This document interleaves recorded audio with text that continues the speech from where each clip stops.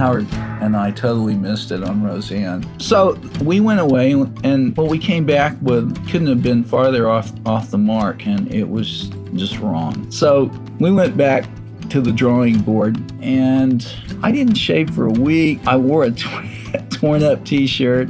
I took my old kind of beat up Epiphone Texan guitar, and we went into Sound City. And Sound City, Nirvana recorded there. Dylan used to record there. So I knew I had to set the stage for this piece of music. This studio was really rocked out, man. This had the feel of all the great rock bands that had been over there, Fleetwood Mac and everyone else who was recording over there. We started playing this Roseanne theme. This was March of 1988, and it was a hit. I said, okay, we nailed it this time. So we got a second shot on that one.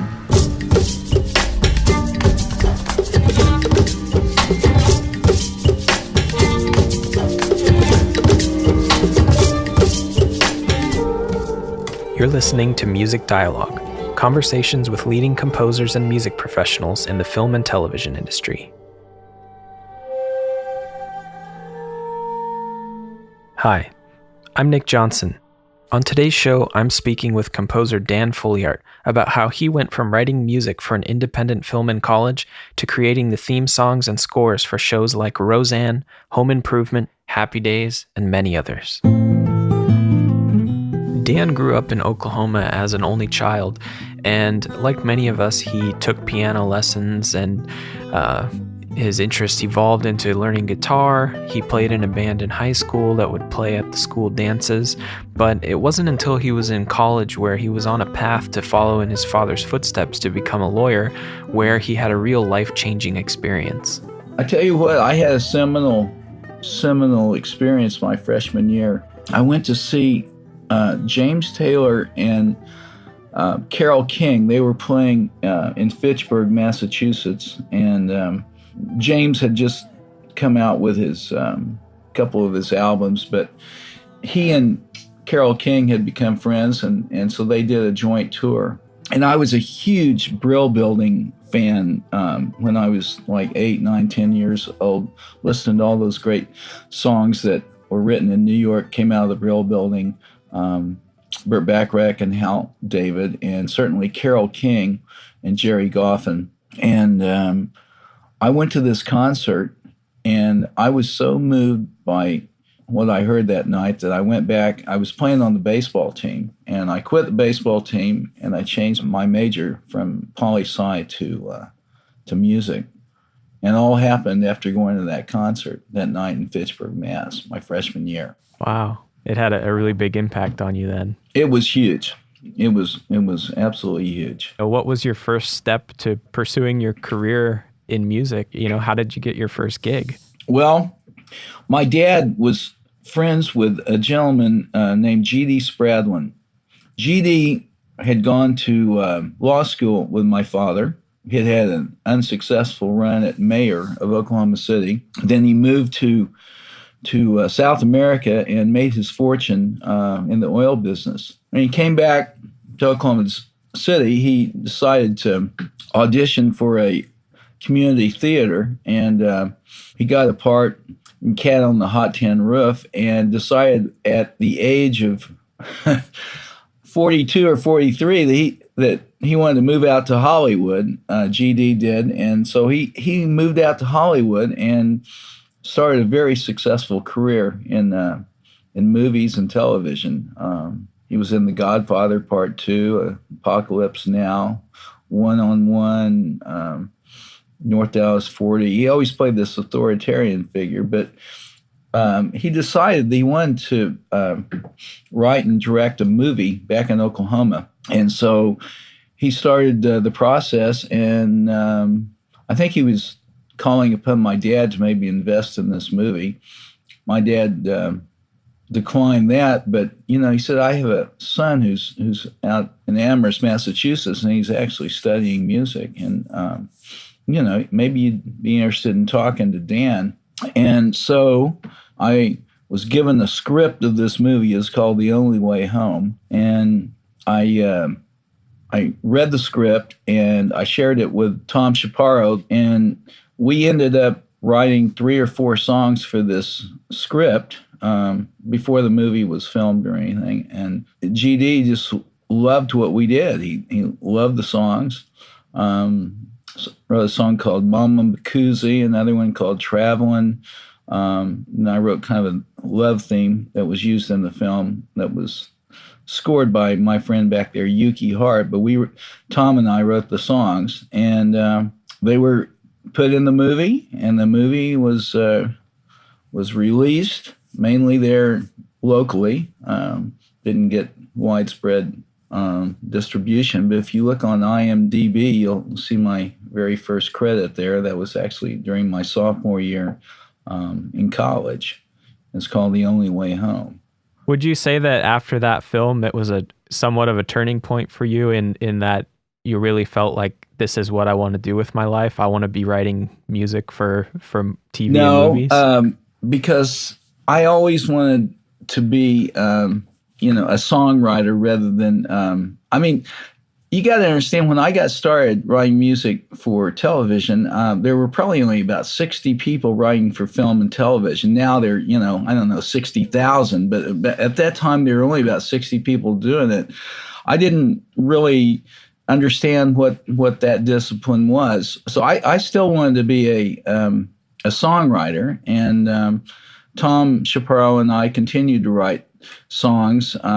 We got a few recorded, but probably the most money I made during a year during that period of time after college was maybe $3,000, maybe $5,000. You can't make a living on that. So I realized I was going to have to change direction, but I wanted to be a songwriter. I wanted to be like my friends that I later became true friends with, Hal David and Paul Williams and Jimmy Webb. I really wanted to be a songwriter, and ironically, I've gotten a chance to know some of the great songwriters of all time, and actually got a chance to write a song with Paul Williams a couple of years back, which was very exciting. But I decided that I was dead set on having a career in music, but it was as a songwriter that I wanted to do it.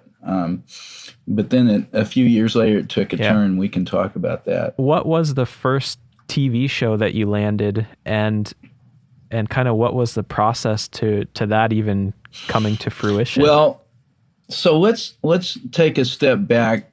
After I graduated from Amherst, I told you I wanted to be a songwriter, but you asked the question earlier, did I want to pursue a career in television and film?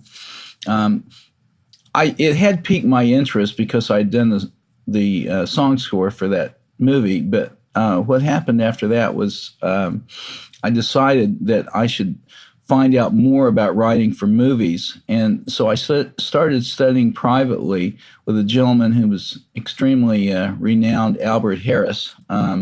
He taught privately at his house in Van Nuys, and he taught me the skills of writing for television or film. And at the same time, there was another student of his who was interested in starting a composing partnership. Howard Pearl, from Connecticut, and Howard was wanting to, start up a partnership, and he was studying with Albert Harris, and so Albert put the two of us together. And we were trying to get started. A guy would be like on the early cable, and he'd be doing stock markets, and I think I called the cable company to say that guy would sound better with music underneath him, and I think I suggested a bassoon or something.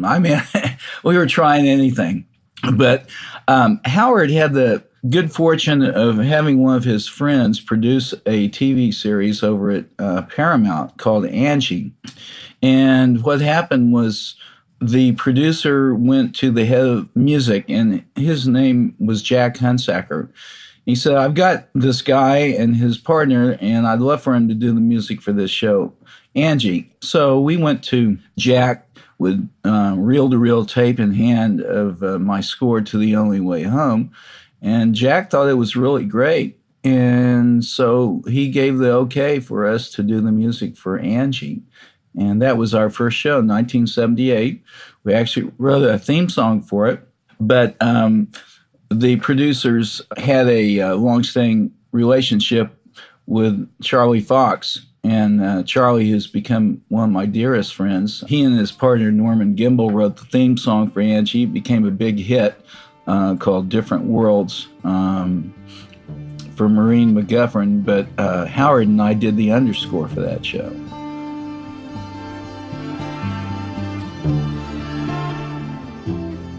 Man, we almost got fired like immediately. It was under the banner of Paramount, and they were doing a lot of wonderful things. About 10 minutes to the hour, they'd have these really melodic pieces that would underscore some very serious, dialogue. And I elected to write like a disco piece under one of these tender moments. And man, you've never seen so many producers running around the booth. We were doing the music over at Stage M over at Paramount, great studio. But man, I look back after I started this piece of music, and there were about 100 producers in the booth, like saying, "Dan, we got to talk to you." And I went in there, and they go, "Man, you have missed this so bad. This is not a disco scene. This is like a very serious, emotional scene." And I think one of the things that we miss today in the business is you had to really think on your feet. There was no like laying stuff down on cents and giving it to the producers to, review and change until you finally get down to the scoring session. I mean, they didn't hear it until you were on the stage, and you had to be able to think on your feet. And so I told the rhythm section to lay out. I told the strings to bring out their melodies, and it ended up being a huge success. But it started out like I was really close to losing my first job there at Paramount. Soon after that, we had the opportunity to do some of the great shows of that era. It's almost like we were put on, this was Howard Pearl and myself, it's almost like we were put on staff. I mean, one day we'd be doing a piece of music for Mork and Mindy, and the next day we'd be doing something for Family Ties or the show Taxi. I mean, we had a chance to write little pieces of music for a lot of those shows, but Laverne, Shirley, and Happy Days, which were two of the great Gary Marshall shows from that era, we actually wrote the music exclusively for the last 3 years of that show. Anytime they needed music that they didn't have from some of the other sources, we would be the guys that they would call. And because these shows were such broad comedic shows, we had the chance to write music in all styles. I mean, I had to write French music. I had to take the saber dance and do an interpretation of that. I had to do all sorts of classical type pieces. And we had to do this broad comedic stuff. And it's almost like, animation music part of the time. So it was a great learning experience. There were some big dance routines during this. So it was like we were really learning on the job there. And the thing that I loved about those years at Paramount, even the first show, Bosom Buddies with Tom Hanks, we had like about 30, anywhere between 25 and 30 instruments down there. And the greatest musicians, in the world are here in Los Angeles. And we had a chance to work with all these great musicians. And we had a large ensemble for all this music, which was wonderful, which is unfortunately so much is being done in the box on computers now. A lot of shows just don't incorporate the great talents that they have at their disposal here. Fortunately, a few shows are starting to get back into live scoring, but so much of it has changed. But back in those days, it was before the days of synth. So, if you wanted a string sound, you had to have a nice string section, and it was a tremendous time. We wrote numerous shows during that time. Marblehead Manor was I had a chance to do almost like Bach and Mozart type ensemble work. there was a show called Brothers, which was actually the first show for cable. It was for Showtime, and that show ran for 5 years. But there were just one after another, great shows. I was continuing to perfect my craft, and those years at Paramount are some of the greatest years of my life, and I'll never forget it. And I love the relationship I had with Howard Pearl. It kind of took a turn about 10 years or 8 years after that, but those years at Paramount were exceptional. For me, growing up watching Home Improvement as a kid, that theme song is just one of my favorites. It has kind of, these industrial noises and the Tim Allen that part, and I would love to just kind of hear what the process was of coming up with using all those cool sounds and even the Tim Allen noise. All right, let's talk about it. That's one of my favorite stories. So Matt Williams, his next big show was Home Improvement, and Matt told me, he said, "You know what? Let's go down to the Wiltern Theater. This comedian Tim Allen is going to be doing his act there, and I think that I'd love for you to do the music, and I think you ought to see his stand-up routine because I think it could inspire you to what you want to do." So I went down, and his stand-up routine was so unbelievably funny. He was just incredible. And one of the things that he did is, as he tells it, and he said around the dinner table, that there were a bunch of them, and in order to be able to get what they wanted out of these big family-style dinners, it got to the point where they'd be eating and trying to indicate what they wanted at the same time. They'd go, woof, woof, woof, kind of almost like gorilla monkey-ish, when they wanted the potatoes. And so one of the things that Tim did in that routine I saw that night was that, and I got to thinking, that is really a cool sound. How can I incorporate that into my piece? So I started working on this, and he used to talk about tools and this kind of thing. So I had that element that I wanted to try and work on. I also knew that a lot of his routine had to do with tools. And so I went to a sound effects library had all these different sounds of tools. And then I went over to my friend Steve Reed's house, and Steve was working on really an early sampler. It was called an emulator. And I said, can we get these sounds like, circular saw and, someone working with a drill? Can we get some of these sound effects into this emulator so I could actually incorporate them into the musical palette for this show? And he said, yeah, I think we can do that. So he laid all these different type of tool sounds. I mean, I think there were probably 50 or 60 of them at the end of the day. And I kind of felt like I wanted the guitar to be driving this thing. The way that in Roseanne you hear the harmonic and the sax are kind of figured. I felt like electric guitar would be a good way to go. And so I started coming up with this kind of blend, kind of going on in the background. I started working on it on my guitar, and decided, okay, started fooling around, but down, and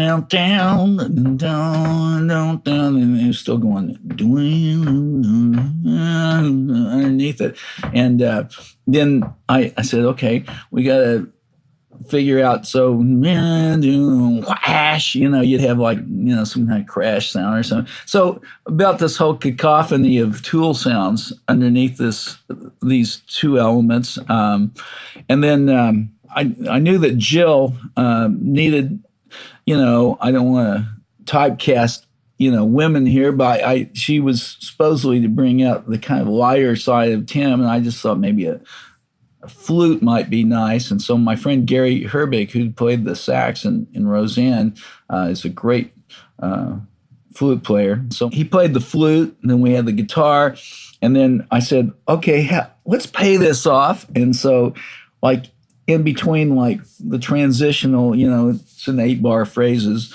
At the end of bar 8, instead of having like a drum fill or something, I said, let's go, let's have Tim's grunt in there. And so we had this cacophony of Tool sounds. We had the kind of power guitar, playing the rhythm part, and power guitar playing the lead. And also my friend Juke Logan, who played the harmonica. I had to bring my good luck charms into this because Roseanne was already a huge hit. He played the bass harmonica, and he did not know how to play the bass harmonica, but he ended up going, boom, boom, boom, boom, and you can hear that on the long version that we had at the very beginning, because she has to shorten these things as time goes on. I mean, I had a minute 10 for Roseanne, minute 10 for Home Improvement, and I think that a lot of theme songs now we're talking about something, sometimes even just like 5 seconds long. You and I worked on St. George. Yep. I bet we didn't get any more than 10 seconds on that, did we? I mean, it's shortened down. But at any rate, that's how that whole theme song came about. So right now you're working on the latest season of Roseanne that was just brought back after about 20 years? About 20 years. My first session on that was March of 1988. I mean, I imagine this is probably the first show for you that's happened. What is it like to be back on something that you started such a long time ago? Guys, it was like deja vu. Speaking of something that did not happen immediately, Howard and I totally missed it on Roseanne.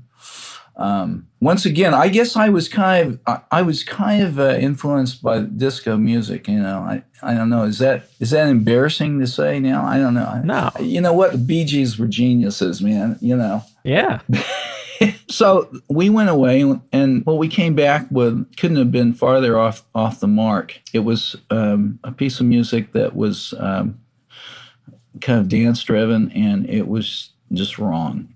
So we went back to the drawing board with whatever, comments that had been given to us. And I didn't shave for a week. I wore a torn up T-shirt. I took my old kind of beat up Epiphone Texan guitar, and we went into Sound City. And Sound City, Dave Grohl did a whole movie on this place. Nirvana recorded there. Dylan used to record there.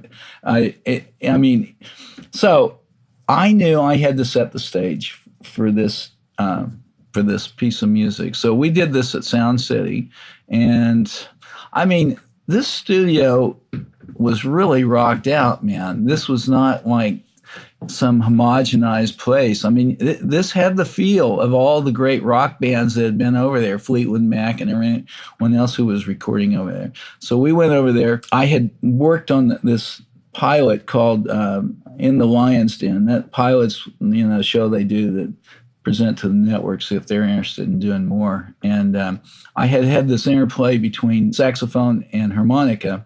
It was a soprano saxophone, a whole different feel. But I always figured that it would be a nice combo to have those two instruments integral in something. So we started playing this Roseanne theme over at Sound City. This was March of 1988, and man, it was a hit.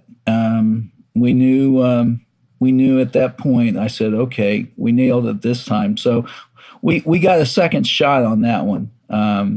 But at any rate, so when this show came back a few months ago, Sarah Gilbert in particular was interested in keeping the essence of the original recording that we had. So we re-recorded the piece over at Capitol, the theme song for Roseanne. But I think it became the consensus that it would be really nice to kind of stay with that original recording. So the original recording you have there is from March of 1988, Sound City. That recording And we had Gary Herbeck on saxophone, Juke Logan, who unfortunately has passed away, but he was playing the harmonica, Mike Jochum on drums, Dominic Genova on bass, Lawrence Juber on guitar, and John Beasley on piano. And that's the sound from Roseanne. And as far as the music goes, it's new music, but wanted to keep it right in the same palette of the old bluesy stuff that we had created for that show. And the fact that the show is doing amazing. I mean, it's been the #1 show for the last 4 weeks. I can't believe it. I think we all, we're kind of waiting to see if there was still an audience, see what the Connors were up to 20 years later. And obviously there are people that are interested in that. And so it's been very exciting to relive that. And I'm pulling out my old music, and it's wonderful to see, what I was doing back then. I hear my voice on slates, the slates where you had to say the name of, the cue that was coming up, and I sound like a kid. So you've written music and theme songs for really some of the most popular shows on television in history. Some of these shows have run for over 200 episodes, upwards of 10 seasons. How does that make you feel, just to know over these years you've contributed to something that has been a big part of so many people's lives? Well, it's interesting you're asking me that question, because I don't know, at one point I was thinking about all the songs that I loved growing up, and I was thinking about those songwriters that made a major contribution to the American Songbook, and I was kind of bemoaning the fact that I hadn't written those songs. And then I got to thinking, well, you know what? It's kind of like what you said. I feel like I had an opportunity to contribute to all these wonderful shows during the era you're talking about. And so it gives me a real satisfying feeling, because I think that, I think maybe as Elmer Bernstein said it about people that attended movies, he said, I feel so honored to be able to help people spend an hour and a half, 2 hours of their time getting away from the concerns and challenges they have in their day-to-day life, and being able to relax a little bit and enjoy their private time. And, I think that's the way that I feel about that. I feel very honored that, people will tell me that they really enjoyed watching Seventh Heaven, or they liked watching The Secret Life of the American Teenager. And it makes me feel that, along with all the actors and the talents that went into making all these shows, that, from a musical standpoint, I was able to do my part on that. And I just feel like I've been absolutely blessed on working on these shows. And, some of the theme songs, it's really neat. Our position was to try and let someone know if they were in the other room doing something else, that when they heard that harmonica riff from Roseanne or the saxophone, they said, "Oh man, Roseanne is on the air. It's time to get in there." I mean, and that was particularly true back when people couldn't record all this stuff. That was particularly true when, your only way of seeing these shows was seeing it first round. But I feel blessed. I really do. And I'm glad that people remember some of these shows. And it's kind of fun to watch back on, and see some of these things. I'm going, God, I kind of remember doing that. Wow, that's a long time ago. I was young. How much of your success would you attribute to luck or just hard work? Do you think it's a combination of both? Well, let me tell you this. When I arrived in town, I realized that you have to be so self-motivated to be able to succeed in a kind of an unorthodox profession like this. So I set myself up on a schedule. I'd spend a couple hours a day writing. I would spend an hour a day looking through the trades once I decided I wanted to try and write music for TV or film. And I would spend maybe an hour trying to make contacts on the phone. I would spend another hour studying scores or studying songs and dissecting those, figuring out, what was going on. So, you know, I consider this a real profession, and I think that anyone who is trying to make their mark in this profession has to do that. Luck certainly comes into play. If I hadn't met Jack Hunsaker at Paramount, or if I hadn't met Gail Maffeo, or if I hadn't met so many of the people I did, then I don't think that I would have been able to succeed. So I think that a lot of that is kind of being in the right place at the right time. But for a show to take off and become a huge hit, I mean, there is a luck component in it, and I feel very fortunate about that. So I guess it's a little mix of all these things. You gotta love what you're doing more than anything in the world. Also, I even now, I think I love what I'm doing as much as I did, when I first stepped on that stage in the early days of seeing the Fonz up there on a huge screen, on Happy Days. I just really love it. I've been blessed. We didn't talk about the whole transition from comedies to dramatic series, but I had a chance to write a symphony for the centennial of Oklahoma as a state called Oklahoma Trilogy, and that allowed other people to realize that besides writing situation comedy music, I could also write dramatic music. And one of my most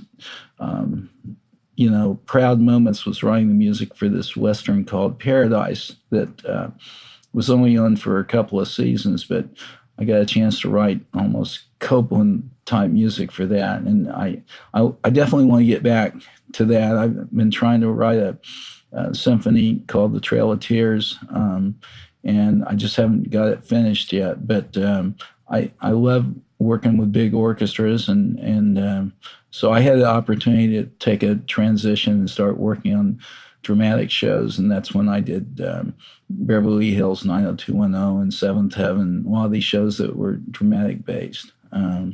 But once again, it's a matter of being at the right place at the right time. Getting Dick Barris was another one of my champions. He heard my Oklahoma Trilogy tape just at the right time when they were looking for another composer for Paradise. And once again, it was just, that's luck, but it's also, I went to all the trouble to record this symphonic piece of music to be able to show people. What advice would you give to young people that want to have a career in music, whether it's writing music for film and TV or being a record producer? What advice would you give to someone? Look at it as a profession. Listen to what they're doing, your favorite songs on the radio. Analyze those songs. If you want to be a songwriter, figure out, what the form of the song is. If you want to be a producer, try and figure out what different sounds they are using, trying to get yourself with some of the plugins that are being used. If you're interested in more television or film, you got to watch what's going on. You got to listen to that music. You got to be able to stand up and say, hey, I can write that as good as anyone out there. You got to have confidence in yourself. But use these tools. And I've said this before, but you don't have to live out in Los Angeles. You don't have to live in New York. You can live anywhere because all the tools are sitting out there for you. They're sitting out there on television. They're sitting there in movies. They're sitting there on the radio. Listen to it. Just keep writing every single day. You've got to write. Just keep, plowing away and keep a good positive attitude, because I tell you what, that's as important as any other ingredient. You got to keep positive. You got to keep plugging. You got to just know without any question in the world that you're going to succeed. And if you do, then I promise you will. That's great. Thanks, Dan. Well, thank you. Hey, thanks a lot for listening. This was the first episode of Music Dialogue. That was a conversation with Dan Foliart. And I know we were talking about a couple well-known theme songs there, and I wish I could have played them for you, but out of respect for the process and the rights holders, I don't have clearance for those songs, so unfortunately I can't play them. But if you'd like to find out more about Dan Foliart, you can visit his website, danfoliart.com, or you can hear his music to Roseanne on ABC every Tuesday night. All of the music used in this episode was composed by William Ryan Fritch, and you can find out more about him at williamryanfritch.com. I plan on doing a lot more, so please subscribe if you liked what you heard. Thanks again, and we'll see you next time.